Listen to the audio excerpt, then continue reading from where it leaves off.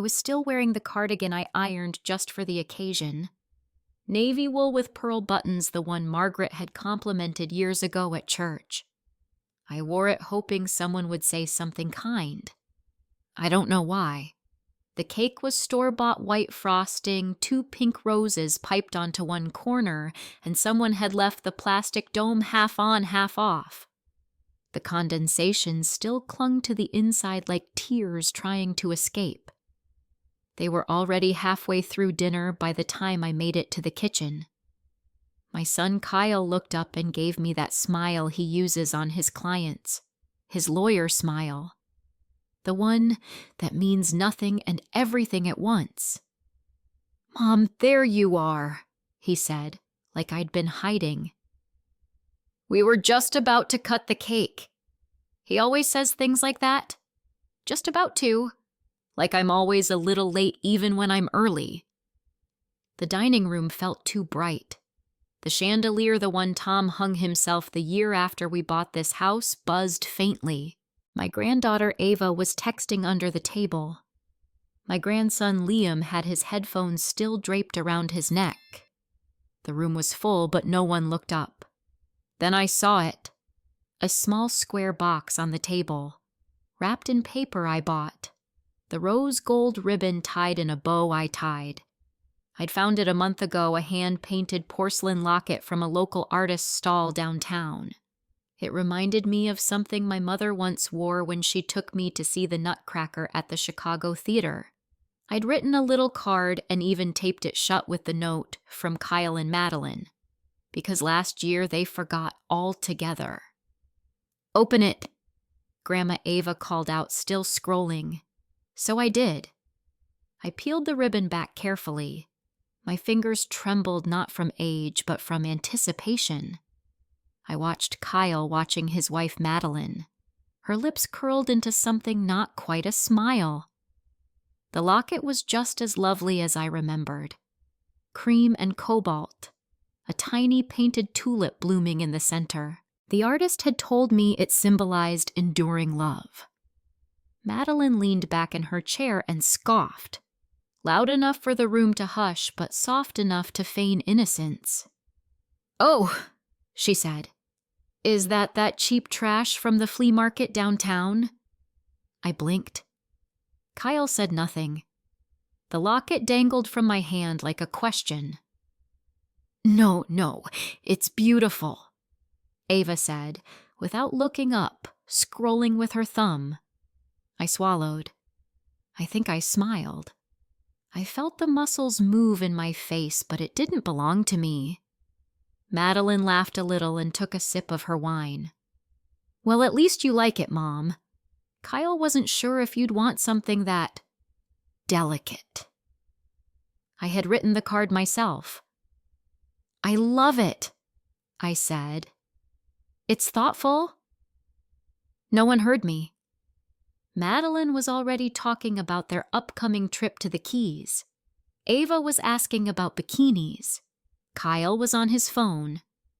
Liam was asking about dessert. Elena, our housemaid of nearly 2 decades, walked in quietly with the cake. She placed it gently in front of me and smiled. "Happy birthday, Mrs. Thompson," she said softly.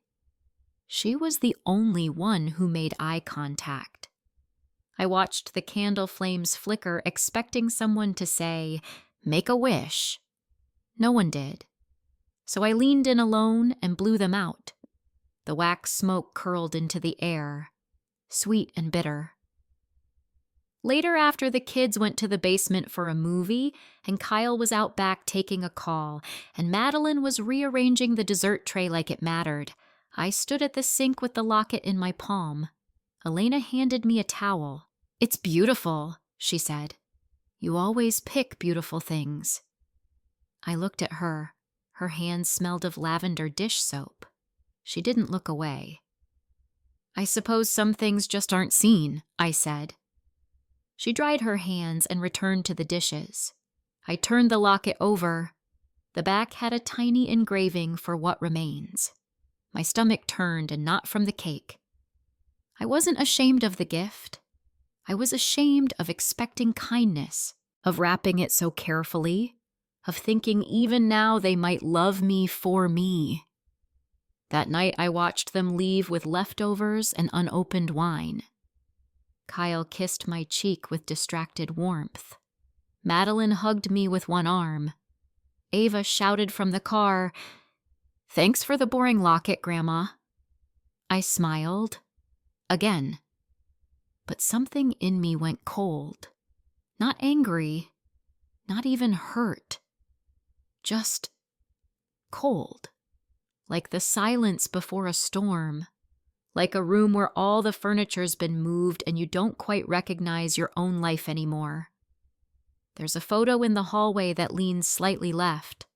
I fix it sometimes, but it always tilts back like it remembers something I don't want to. It's from our wedding, Tom and I, 24 and 25, smiling like we hadn't been told yet how much life would ask from us. I was in a simple tea-length dress with lace sleeves.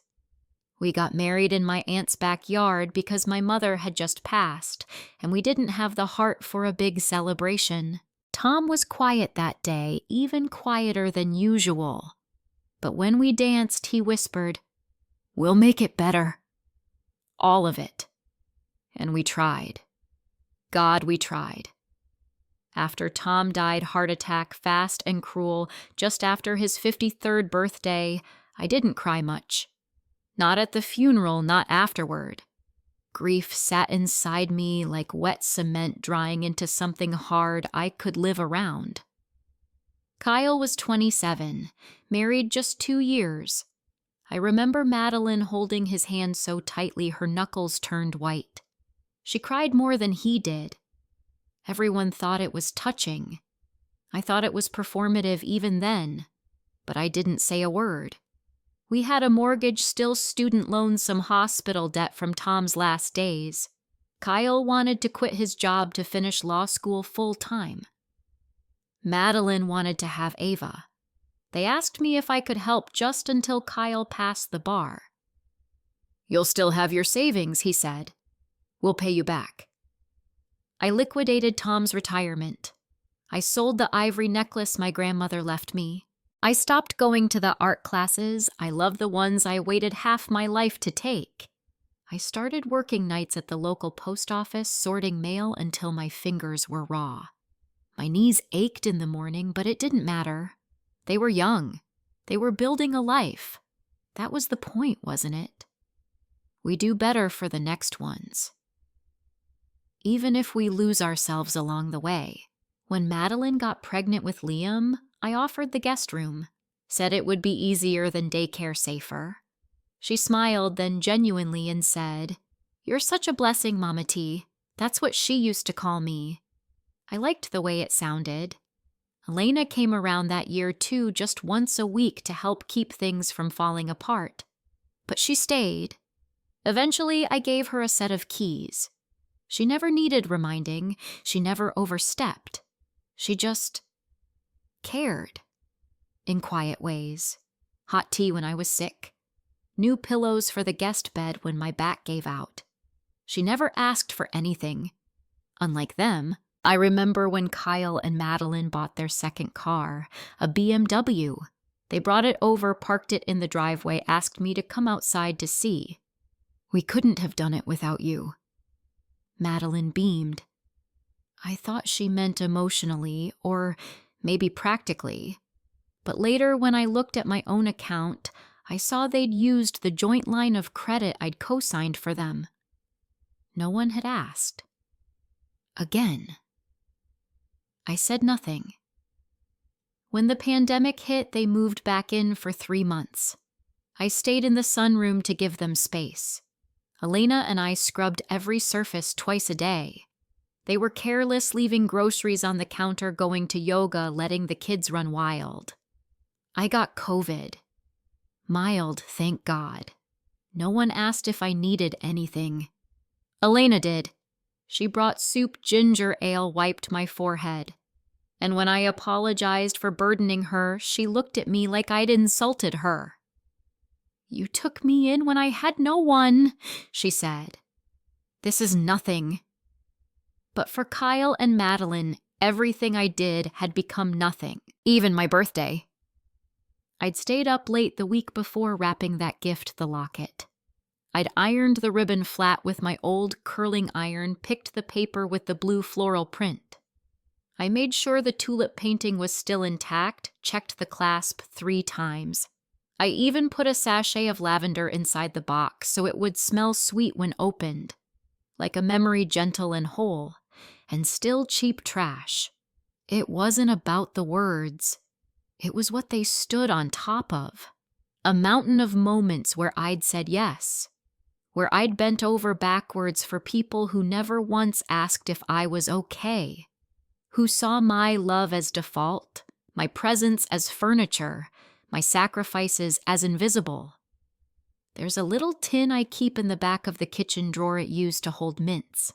Inside are old receipts, love notes Tom wrote me, Liam's crayon drawing from kindergarten, Ava's birthday invitation when she turned 5 and insisted I wear pink. I keep them because I need to remember that once there was sweetness, once I mattered. But that night after they'd all left, and the wine stains set into the tablecloth, and the locket still lay half-wrapped on the kitchen counter, I opened that tin and just stared. And for the first time, none of it felt real anymore. Not the drawings, not the notes, not even Tom. All I could feel was the slow pull of resentment. Not loud, not hot, just there steady as breath. A quiet betrayal I'd allowed to grow roots inside me. I'd given so much, and they'd taken it all like it was owed. The next morning, I found the birthday card still wedged between the toaster and the microwave, unopened with a coffee ring bleeding through one corner. I didn't even bother to read it. The envelope was light, no note, no photo, no gift card tucked inside. Just ink, probably written in a rush. The kitchen felt hollow. Not empty, but hollow like someone had taken the joy out and left the shell. Elena had come early that day, even though it wasn't her usual morning. She said she wanted to make things nice after the party. I knew what she meant. She wiped down the counters with her usual quiet grace. I watched her out of the corner of my eye as I spooned oatmeal into a bowl. "You didn't eat last night," she said softly. I wasn't hungry. I lied. She looked up but didn't argue. Elena never pushed. She just made sure there was always something warm on the stove. She set a saucer beside me with sliced bananas and a bit of cinnamon sprinkled on top. I didn't ask for it. I never had to. I heard the front door open just as I was finishing my second bite. Kyle's voice, smooth, practiced, filtered in from the hallway. "Mom." In the kitchen, I called, brushing crumbs off my lap. He walked in wearing that same lawyer smile from the night before. I could smell his cologne before I saw his face. Just wanted to say sorry again for the whole Madeline thing he said too quickly. "You know how she is. She didn't mean anything by it." I nodded. He stood there, shifting his weight like a man trying to find the exit. Also, he continued, "I might need you to co-sign something for a loan just for a project we're working on. I can bring the paperwork later this week." I looked at him. "Is that why you came by?" He paused. "No." "Mom." "Of course not." He smiled again, but his eyes drifted past me. Toward the counter, toward the envelope. Then he leaned forward, kissed my cheek, and said, "Love you." I didn't answer. After he left, I washed the oatmeal bowl myself, even though Elena reached for it. I needed to feel the heat, the water, the scrape of ceramic under my nails. I needed to feel real. The rest of the week blurred. Dinners became quiet rituals, just me and the sound of utensils. I set the table out of habit 3 plates, even 4 sometimes, then quietly returned the extras to the cabinet. The grandkids didn't call. Ava posted on Instagram. I saw the picture of her sunbathing with the caption, "Family is what you make it," and I felt something pull inside me like an old stitch giving way. Liam texted once. A single thumbs up emoji when I sent a message asking if he liked the book I got him. No words, just that bland yellow icon. Even their dog actually, which they'd left with me for 6 months now until the renovation's done, seemed to avoid me. One night I made pot roast just the way Tom liked it. I even used the old Dutch oven, the heavy one, with the chip on the handle. The smell filled the whole house, thyme bay leaf garlic beef stock. It was comforting, grounding. I set the table with my mother's china, lit a candle. No one came. Elena peeked in from the hallway and asked if I needed anything. I told her no. She hesitated, then sat across from me, gently folding her hands in her lap like she didn't want to intrude. "Smells like Mr. Thompson," she said. I nodded, my throat too tight to answer. She didn't speak again, just sat with me while I ate. I offered her a plate, but she said she was full. I knew she wasn't. That was her way of letting me have something for myself. Afterward, I wandered the house. The family photos on the mantel all looked staged now.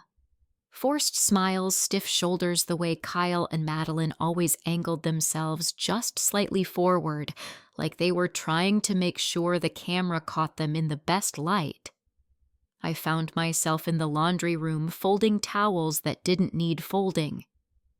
There I saw the birthday wrapping paper, the same floral print crumpled in the trash, the same one I'd used for the locket. And just like that, I remembered Ava's voice echoing from the car that night. "Thanks for the boring locket, Grandma. I hadn't even noticed that she left it behind." I went to the counter, opened the drawer where we kept old batteries and rubber bands and coupons, and there it was, still wrapped, the ribbon half pulled, the tulip side of the porcelain cracked straight through the center. I stared at it for a long time. I didn't feel rage. Not yet. What I felt was absence, like walking into a room and realizing the furniture's been stolen. Not all at once. Not violently. Just piece by piece.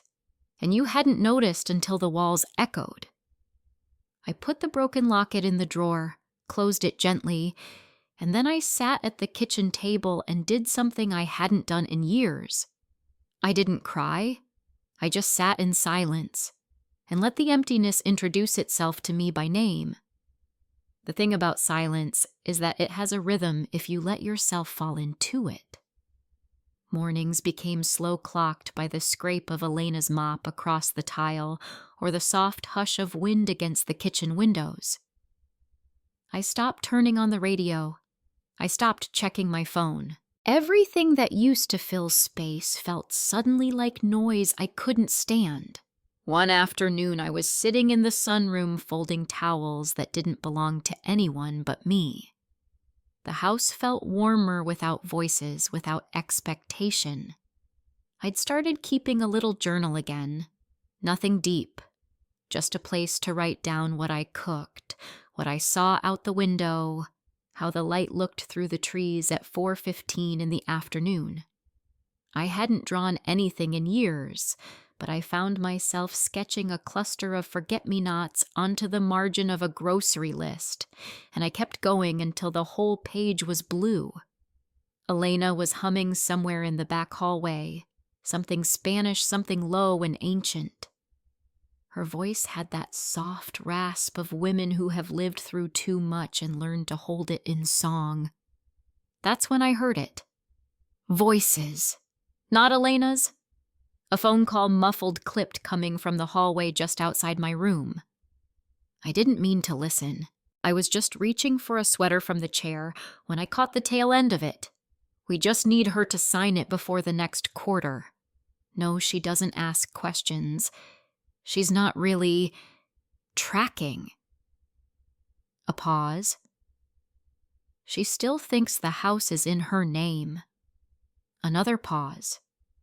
Laughter. Madeline. I didn't move. Not even to breathe. The call ended with a tone. I waited.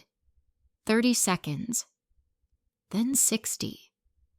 Then I heard the creak of the back door and the sound of heels leaving too quickly. I walked to the hall, careful, quiet. My own breath sounded loud. There was a scent of citrus, her perfume. She always wore it too heavily, like she wanted to prove she was important. The drawer near the bar cart was half open. We don't use that drawer. I pulled it open fully, and at first I saw nothing unusual: coasters, old keys, a wine-stained towel someone had crumpled and shoved in. But beneath it, something stiff. Manila folder. I opened it right there, standing under the light, my pulse suddenly louder than the sound of the fridge motor. The top sheet read, Durable Power of Attorney Transfer of Rights, Principal Eleanor Thompson, Agent Kyle Thompson, witnessed and notarized, signed. My name. Signed. I didn't remember signing this. The second page was a quit claim deed, transferring this house into Kyle's name. Stamped. Filed. Filed. I felt the air around me thin, like the room was rising while I stayed still. I sat down on the floor, folder in my lap, hands gone slack. This wasn't an accident. This wasn't someone forgetting to tell me something. This was theft. Planned. Executed. Legalized.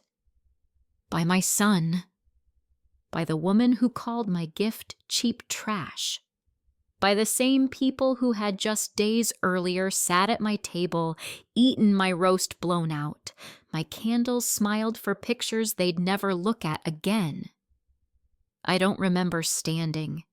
I don't remember putting the papers back. I only remember Elena's hand on my shoulder as I stood at the sink again, gripping the edge too tightly. "Senora?" she asked. I turned. I didn't cry. My voice didn't shake. "Did you hear anything I asked her?" She looked hesitant. Then she nodded. "I didn't mean to. She was loud.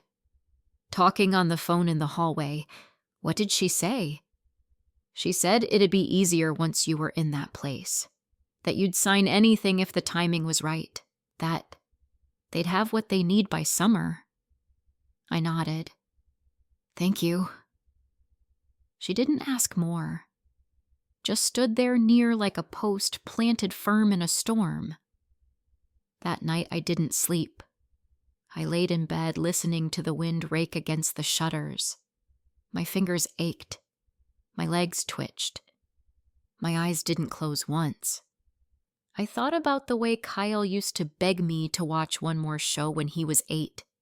The way he cried when he dropped his ice cream on the boardwalk and I gave him mine. I remembered the Christmas Eve I stayed up all night sewing the hem of Madeline's maternity dress because the store wouldn't take returns. I remembered writing checks. I remembered putting their names on the deed after Tom died just to make things easier. I remembered trust the blind kind. And I realized something else. This wasn't the first betrayal. It was just the last one I'd be quiet for. I didn't tell Elena everything at first. Just enough. Enough for her to understand why I needed her help pulling a box down from the top shelf in the coat closet. The one with Tom's old file folders and a Ziploc bag of documents that smelled faintly of mildew and cedar. I spread them out on the dining table late that night, the original deed, our marriage license, a copy of Tom's will, the old estate binder with our signatures from 1998. Then carefully, I placed them side by side with the manila folder Madeline had stashed near the bar cart. There was a signature. My name, curled just right. Even the date looked familiar, Kyle's birthday, but I hadn't signed it. I would have remembered. I knew my own hand. I'd watched it tremble over sympathy cards, shape grocery lists, write happy birthday over and over to grandkids who never wrote back. And I knew this wasn't mine. Elena made tea. Her hands shook slightly as she handed me the cup. She said nothing until I did. I think they forged my signature. She nodded once. And I think they've been planning this for longer than I know. Then we fight, she said. I didn't expect her certainty. I expected her to tell me to call Kyle, to ask him what happened. But instead she said we fight. The next day, I made an appointment with a lawyer I'd once met at a neighborhood fundraiser, the kind with soft eyes and hard folders. I brought everything. He listened. Really listened. This, he said, tapping the quitclaim was never legally executed. The notary listed isn't certified in the state. And your signature, it's not consistent with your affidavit from the original deed. You have a case. A case. I was a case now. He told me to stay calm, to not confront them yet. He'd send a cease and desist notice to their firm, Kyle's own law office, requesting immediate documentation of their involvement and intent. But I didn't want a war. I wanted dignity. I wanted them to know I saw them, that I wasn't asleep, that I hadn't grown so old, so silent, so useful that they mistook it for ignorance. I didn't plan a dramatic reveal. I didn't rehearse speeches in the mirror. I just made one quiet decision: they wouldn't get another inch of me. The next morning, I went to the notary myself, paid in cash, signed my new will, one-page simple final. Then I went to the bank, transferred the house title back into sole ownership, froze the joint line of credit, removed Kyle as my medical proxy, appointed Elena. She cried when I told her. "You don't have to do this," she said, voice thin. "I know," I replied, "but I want to. You're giving me everything." "No," I said. "I'm giving you what I have left." The next Sunday, Kyle and Madeline came over with the kids. Unannounced as always, Elena answered the door, and I could hear Madeline's voice carry from the foyer. "Oh, you're still here." Elena didn't reply. She stepped aside. I was in the kitchen pouring iced tea into tall glasses, wedges of lemon, floating like little suns. I'd made cornbread not for them, but because I'd wanted to. The roast was in the oven, not for show, just because I liked the way it made the house smell like before. They came in all at once. Madeline wore sunglasses indoors. Ava complained about the Wi-Fi. Kyle kissed my cheek and asked if I was feeling okay. "Never better," I said. We sat on the porch. The ceiling fan hummed above us. The sun broke in stripes through the slats. Madeline launched into a story about her friend's vacation home. Ava scrolled. Liam said nothing. When there was a lull, I stood up and handed Kyle a sealed envelope. "What's this?" he asked. "Legal documents," I said. "Just something I wanted you to review before you ask me to sign anything else." He looked confused, then wary. Madeline leaned forward like she could sniff out drama. Kyle opened it. His hands shook after the first page. He looked up at me, his face red, stunned. "You changed the will?" "Yes. You took me off the house." "I restored the house to myself." "It was never yours." Madeline snatched the papers from him, skimmed, then laughed a little. "You're giving it to her," she hissed, jerking her chin toward Elena. I didn't look away. "I am." "You're joking." "I'm not." Kyle stood. "Mom, come on. This is dramatic. Whatever this is, we can fix it." "No," I said, "you can't." He stared at me. Really stared. Like he didn't recognize me. Why, he asked. Not angry, just baffled. I didn't answer. Madeline said something sharp. I didn't hear it. The wind picked up. The lemon slice in my tea shifted. I turned to Elena. "Would you mind checking on the roast?" She nodded and stood. As she passed Madeline, she paused just long enough to say gently, "You should leave." And they did. Not loudly, not with screaming, but with silence. The kind that follows when power changes hands and everyone feels it. I stayed on the porch, the envelope still in Kyle's chair. I watched the breeze take one of the pages and flutter it to the floor. I didn't pick it up. I just let it lie there. Proof that I wasn't gone. Not yet. The next morning, the house was quiet in a different way. Not the emptiness of absence, but the stillness that comes after a storm when the soil is wet and the air smells clean. The papers were gone from the porch, folded into the trash with the rest of what no longer served this house. Elena had made coffee. The kitchen smelled of cinnamon and nutmeg. She always added a pinch of something warm this time of year. I sat at the table in my robe, cradling the mug, watching light stretch across the floor like a slow dance. No phone calls came. No apologies. No angry texts. Just peace. The kind you don't notice until the absence of noise reveals it. It had been almost a week since I'd handed them the envelope, and neither of them had returned. Not Kyle. Not Madeline. Not even a passive-aggressive voicemail. I'd half expected something, a legal threat, a sarcastic thank you, a late-night doorbell ring. But there was nothing. I suppose they finally understood.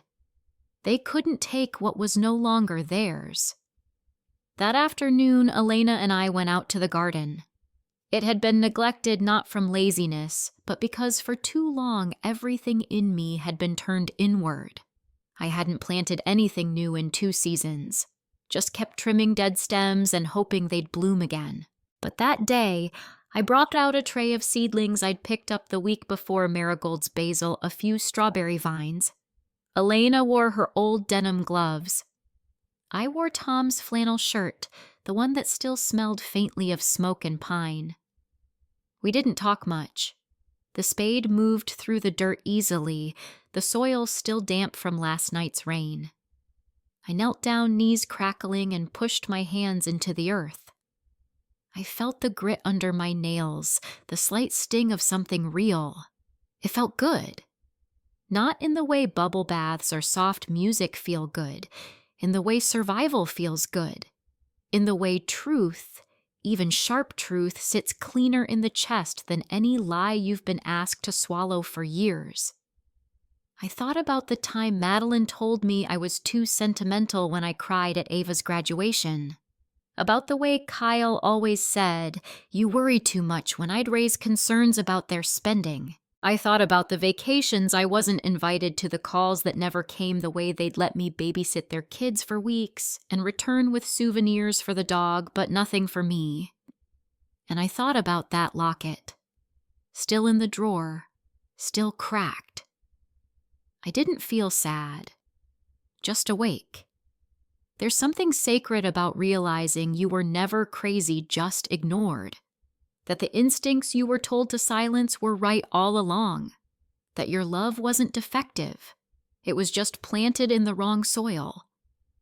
Elena paused beside me, brushing dirt off her palms. "I bought strawberries for you," she said. "You said you missed them."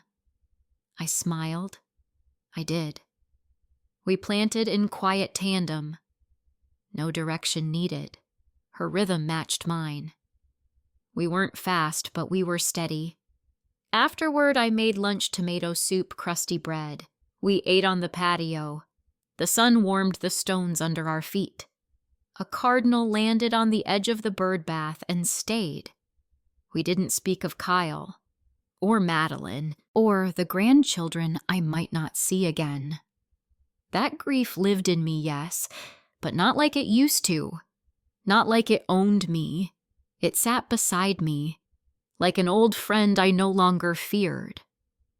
Later that evening, I opened the drawer in the kitchen and pulled out the broken locket. I held it in my palm, felt the crack down the painted tulip. I didn't fix it. I didn't throw it away. I just placed it on the windowsill where the morning light would catch it each day. Elena brought in the mail. Nothing urgent. But tucked between a flyer and a bill was an envelope from a gallery downtown. One I hadn't visited in over 10 years. Inside was a letter. They were hosting an open call for local artists, small works, mixed media. Submissions accepted through June. I stood there a long time, the letter in my hand, heart beating the way it used to when I'd sharpen pencils and stare at a blank canvas for hours waiting for courage to come. Maybe it was time. Not for them. For me. I spent that entire evening staring at a blank sheet of paper. Not canvas, not yet. Just paper. I'd pulled a pad out from under the guest bed where I'd stored it years ago, with old hobby things, convinced I'd never have the time or stillness to return to them. Dust clung to the edges soft like memory. The paper was yellow, just slightly, edges curling, but it held. I sharpened a pencil, then another. I didn't draw. I just sat there, watching the light shift across the living room walls. The shadows of the garden danced through the curtains like old ghosts who had finally learned to waltz without creaking the floors. I heard the television flicker in the background, a news segment about rising property taxes, someone shouting over someone else. It didn't reach me. None of it did. Elena had already gone home. She'd left the kitchen tidy, and a note by the kettle, I put fresh mint in the fridge for your tea. Her handwriting was delicate looping, feminine but firm. That small act of care made me want to draw her hands, and so I did. Roughly just outlines at first. Wide palms, short fingers, the slight bend in her left pinky from when she broke it as a girl. I'd seen those hands hold grief, scrub sickness, crack eggs with the same gentleness as closing a child's eyes after a nightmare. From there, something opened in me. By midnight, the pad held 3 sketches, Elena's hands. Her face in profile head, turned to the side, eyes focused on something not drawn yet. And mine. Not as I looked now, but as I remembered myself, the me Tom used to call wild and quiet, back when I still wore green dresses and laughter like armor. It was strange to see myself again. Stranger still to feel something like affection for her. The next day I walked downtown. I hadn't been inside the gallery since they'd hosted the annual Christmas art walk 9 years earlier. Back when Madeline had told me you should enter something next time, like she was humoring a child with a finger painting. I hadn't gone back, but the space hadn't changed much. The walls were still whitewashed and bare except for a few sculptures near the front and a single canvas on the far wall, a woman sitting in a window, her face blurred, her hands clutching something close to her chest. A curator walked out from the back, a younger woman with bright eyes and tired shoulders. I introduced myself. She smiled. "We'd love to see your work. Deadline's in 3 weeks. Bring whatever you've got, sketches, ideas, even just notes. We can help shape it." On the walk home, I noticed things I hadn't in years. The bakery that had changed owners, the ivy curling up the bookstore's brick wall, the boy sweeping the cafe patio while humming off-key. Life.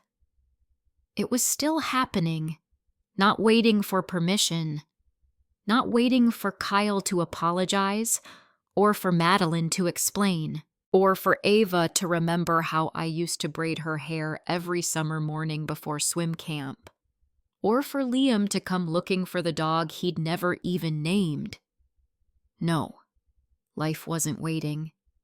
And neither was I. That weekend I cleaned out the guest room, folded the extra blankets, put away the toys, boxed up the books that hadn't been opened in years. I kept only what mattered, a single frame of Tom holding Ava on his shoulders, her cheeks round and laughing, and the paperweight Liam had made me out of clay in first grade. I set them both on my desk. By Sunday, the guest room had become my studio. I laid my supplies out with care pencils, watercolors, a small stack of good paper, a tin of brushes I'd almost thrown away once during spring cleaning. Elena came by with strawberries and a mason jar of sweet tea. She stepped into the room and looked around. "Looks like a sanctuary," she said. "It is," I replied. She reached out and touched the corner of the first finished drawing. Her hands traced in graphite. "Are these mine?" "Yes." She didn't speak for a moment. "Then no one's ever drawn me before." "You've held this house together longer than I have. You gave me a home," she said. "That's not nothing." "No," I whispered. "It's everything." That night I sat alone in the new studio. No television, no music, just the sound of the ceiling fan and the crickets beginning their song outside the window. I looked down at the sketch of myself, the version of me I'd drawn from memory. I adjusted the line of her mouth, softer, not quite smiling, just enduring. I thought of my mother long gone, of Tom, of the girl I once was standing on a church lawn in a borrowed wedding dress full of love and grit. I had survived them all, and now I was becoming again. Not for anyone else. Not for legacy or revenge. Just for me.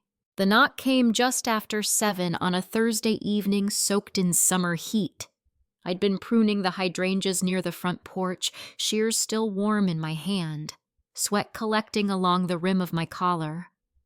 I didn't look up at first, not until the second knock came firmer, unmistakably familiar. Kyle. I knew it before I opened the door. There was a certain weight to how he stood on the other side, shifting from one foot to the other like a boy again, unsure whether he was in trouble or about to cause it. He wore a dark polo crisp jeans.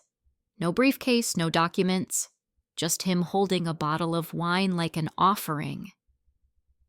"Hey, Mom." "Hello."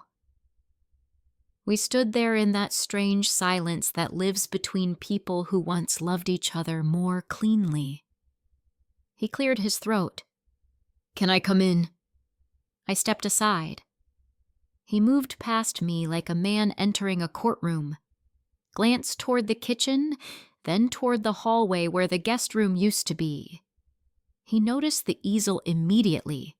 "You're painting again?" "Drawing," I corrected. He gave a small nod, like that meant something. "I brought this," he said, holding the wine out. I didn't reach for it. "Thought we could talk." I didn't answer. He set the bottle down on the counter, then leaned against it, looking around like the house was unfamiliar to him. "Everything looks different."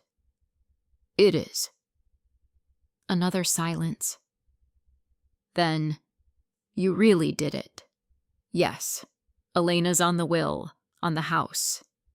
Everything." "Yes." He exhaled slowly, the way people do when they're trying not to explode.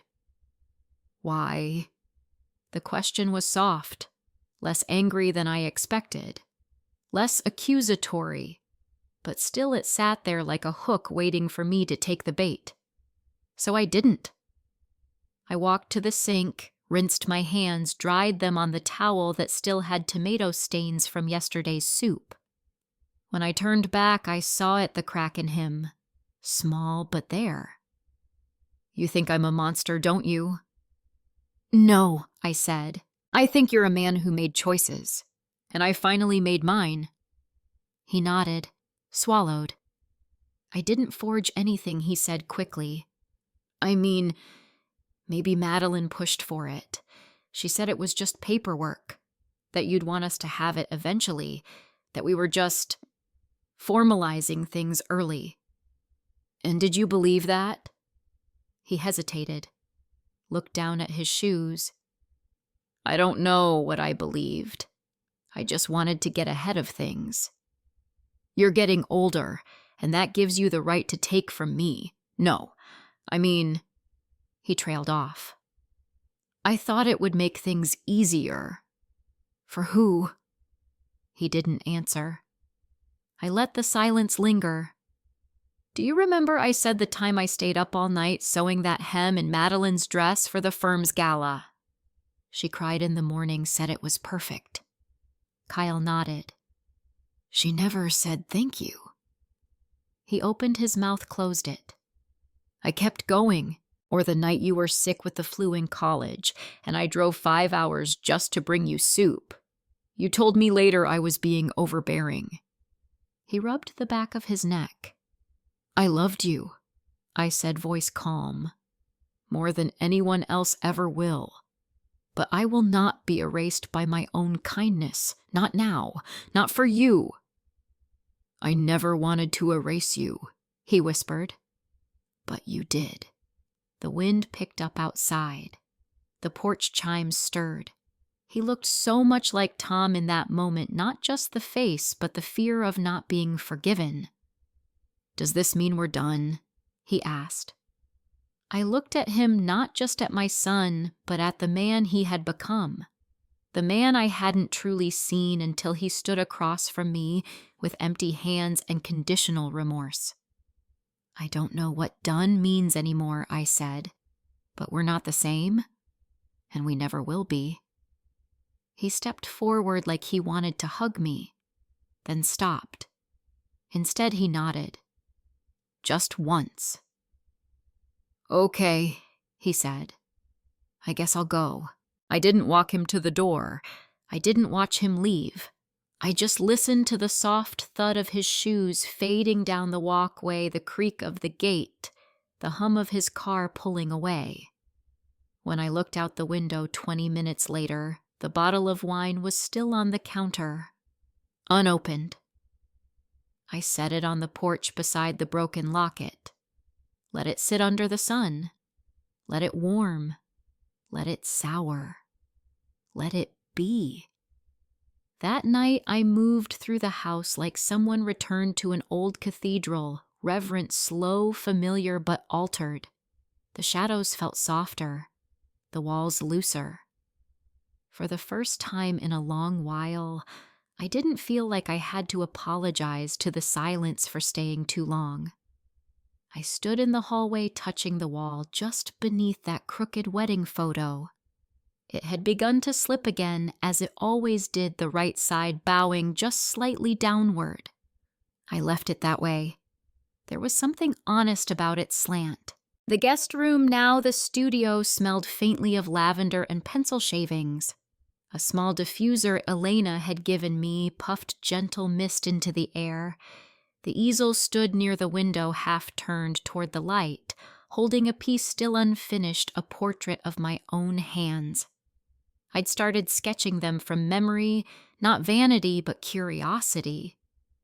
To see what the years had done. The veins, the lines, the slight bulge at the knuckle from arthritis. I stared at them now in charcoal hands that had held grief like glass scrubbed baby bottles at midnight, braced the weight of boxes during 3 moves held on to Tom when the doctor gave us the diagnosis. They didn't look beautiful. They looked true. I sat in front of the sketch and traced the edges, lightly reinforcing shadows, letting muscle memory take over. Outside, the moon had risen high, casting long beams through the blinds.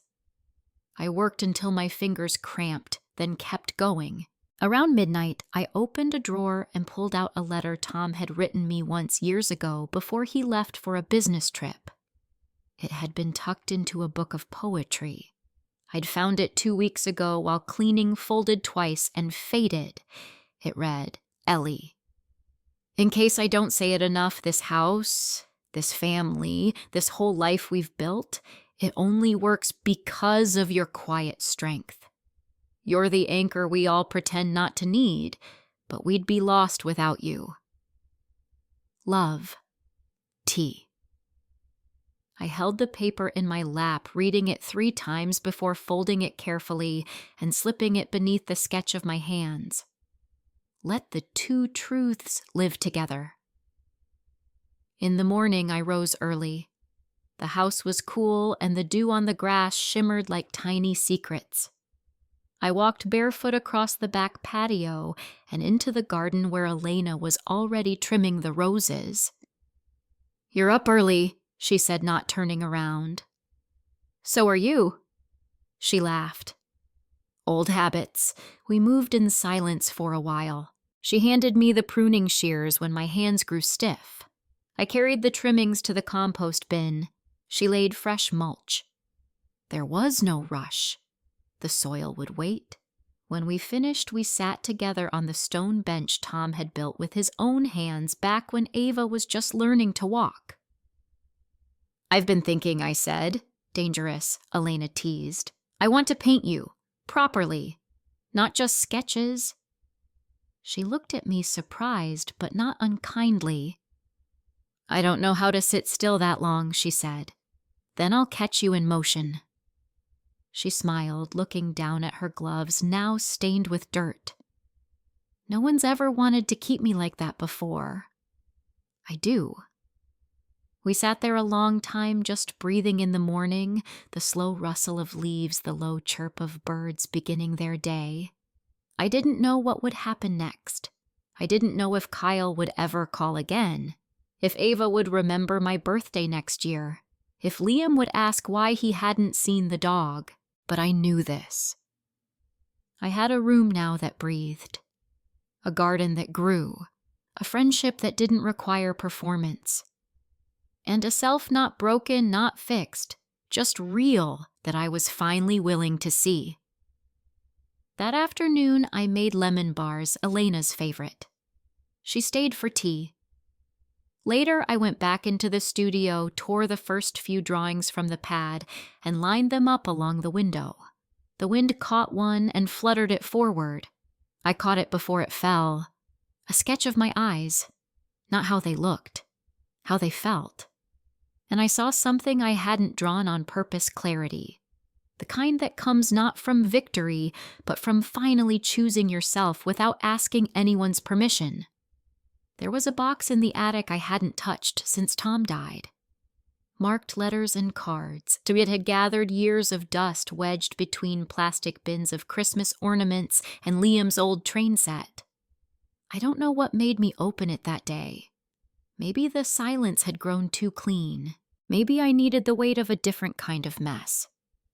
The box groaned as I pulled it down, and a little puff of insulation floated into the light.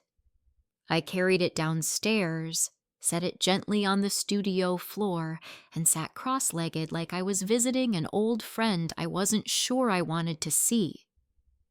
Inside, layers of time birthday cards from Kyle Valentine's notes, from Tom's school drawings with misshapen hearts and backward E's. Some things were folded into quarters, some sealed in their envelopes unopened but known. I took each piece out slowly. There was a note from Ava when she was 9. "Dear Grandma, thank you for always brushing my hair and letting me eat too many strawberries. I love your warm hugs. Love, Ava." I traced the heart with my finger. Then a Father's Day card from Kyle to Tom, written in pen so heavy it bled through the back. I flipped it over. My name was scribbled in the margin. Mom helped me pick it. And then at the very bottom, wrapped in a yellowing ribbon, letters I'd written and never sent. Some were addressed to Kyle, some to Madeline, one to Ava dated just after her high school graduation. I opened that one first. Ava. I watched you cross that stage today, and all I could think was how much of you I remember from before you could speak. You used to hum while falling asleep in my arms. I wonder if you know that. I wonder if you remember how often I was there even when no one else noticed. I don't need a thank you, but I want you to know I was there. Love always. Grandma. I folded it back carefully. I had written that in a moment of pride so quiet it almost went unnoticed. The kind of pride that doesn't announce itself, that doesn't post or perform. Just exists. Just loves. I thought for a moment about sending them now, but then I didn't. Because some things don't need to be sent. Some things are more sacred when they remain yours alone. That evening, I walked down to the mailbox. There was only one envelope hand-addressed with a return label from Kyle's office. I brought it inside, sat down at the kitchen table, and stared at it for a long time before opening it. Inside was a letter. Short, legal. Notice of withdrawal from estate interest. One paragraph. Cold and clean. No signature, just a typed name. Kyle Thompson. There was a sticky note attached in smaller handwriting. I'm sorry for all of it. K. No warmth, no call, but I felt no heat rise in me, just a dull hum of finality. I folded the letter once, placed it in the drawer beside the cracked locket, left the sticky note on the fridge for a moment, then pulled it down and slipped it into my sketchbook. That night I sat at the desk and wrote a new letter, but not to Kyle, to myself. You survived. Not just the betrayal, not just the forgetting. You survived being made invisible. You held your own heart when no one else knew it was breaking. You stayed kind, and now you are becoming again. Still, I didn't sign it. I didn't date it, just folded it into the back of my studio journal and left it there. A record of reclamation. The house had changed not in any dramatic way, but in the way a face changes when someone finally stops smiling just to be polite. The walls hadn't moved, the windows were the same, but the energy had shifted. It felt lighter, lived in rather than looked over. I'd started rearranging the furniture not out of boredom, but because the old arrangement had been built around making room for them. The kids, the noise, the drop-ins, the chaos of a family I no longer pretended to belong to in the same way. I took the recliner Kyle liked and pushed it to the far corner of the den, not out of spite, but because it no longer needed to be the center of the room. In its place, I brought down an old wooden chair from the attic. One Tom had carved before we were married. He never finished sanding the arms. One side was still rough where his hand had slipped. We used to call it the uncarved chair. He always said he'd get around to finishing it someday. He never did. I left it that way. I put it in the middle of the room, just off-center, angled toward the window that caught the morning light best. I draped a quilt over the back. One my mother made. The edges were fraying, but the stitches held. I sat there every morning after that, with my tea, with my sketchbook, with the slow rhythm of my breath not measured against anyone else's pace, just my own.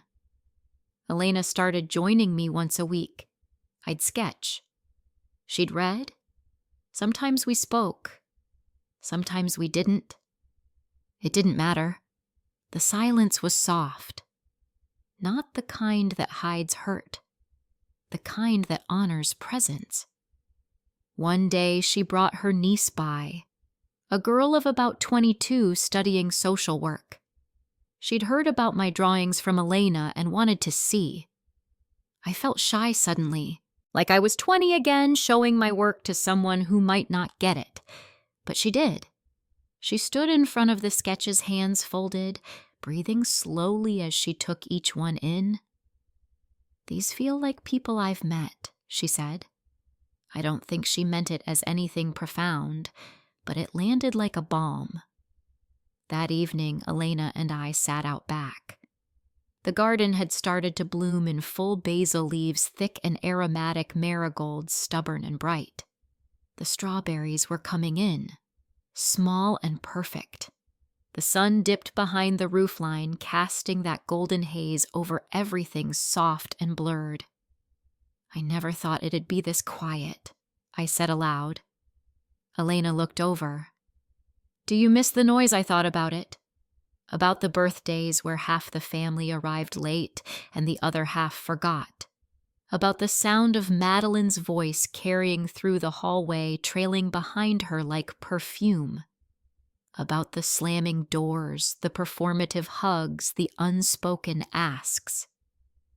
No, I said. I miss the idea of it. Not the thing itself. She nodded. The idea of a family can be louder than the truth.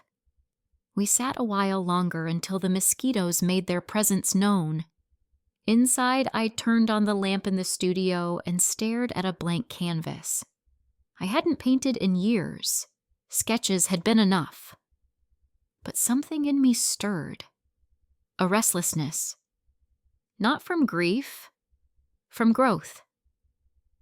I pulled out my oils, the good ones stored for too long, opened each cap, smelled the old scents, turpentine linseed pigment. My hands found the brush without thinking. I started painting the chair, the uncarved one, but I didn't paint it as it was. I painted it as it felt. Solid, slightly off kilter, half finished. Real. And beside it, I painted a cup of tea, steam rising, as if someone had just left the room but would be back. The next morning, I found the mail had arrived early. Among the usual flyers and catalogs, there was a small envelope, no return address. Inside, a single photo, printed slightly grainy, Ava, holding a sketch pad, drawing something. A tree, maybe, on the back in her handwriting, trying to see the world the way you do. Love, Ava. I stood at the window for a long time, holding that photo in both hands. She didn't need to explain. I didn't need to respond. Sometimes love comes back, not in the way you gave it, but in the only way they know how. It rained the following day, a soft, steady rhythm that blurred the windows and made the house feel wrapped in cotton. I moved through it barefoot, the floor cool against my heels, every footstep echoing with a kind of softness I used to only dream about. The garden drank deeply. The marigolds bowed without breaking. The strawberry vines held tight to their roots. I stood by the window in my robe mug in hand and watched the water bead and run down the glass like a slow unraveling. Elena didn't come that day. She called in the morning apologizing. Her niece had a presentation at school and she wanted to be there. I told her not to apologize, that some silences were meant to be kept alone. The house and I had things to say to each other. I went into the studio around noon. The light was gray diffused, but it didn't matter. The canvas with the chair was nearly done. I'd added a little shadow beneath the cup, a hint of steam rising higher than it should. It wasn't realistic. It wasn't meant to be. I'd painted something honest. That was enough. I took the cracked locket from the drawer and set it beside the finished painting. I stared at both for a long time. One made by hands, the other broken by them.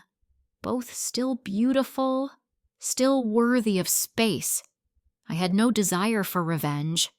That part had passed. Kyle hadn't reached out again. Neither had Madeline.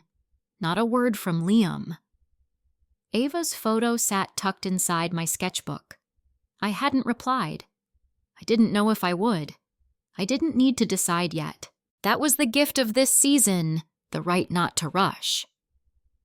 I ate lunch in the sunroom wrapped in Tom's flannel with the rain tapping above me like a lullaby. I thought of all the versions of myself that had lived in this house. The girl who wore perfume on her wrists even when no one came by. The woman who made pot roast from scratch and waited for thank yous that never came. The mother who learned to smile through dismissal. The wife who folded grief into the laundry and kept going. And now, this self. The woman who finally stopped explaining. The one who stopped handing out pieces of herself like samples. The one who chose to stop asking, "What more can I give?" and started asking, "What do I want to keep?" I kept the house. Not because it was large or pretty or historic, but because I built it. Brick by brick, memory by memory. And I kept the garden. Not because anyone else would tend it, but because it bloomed for me.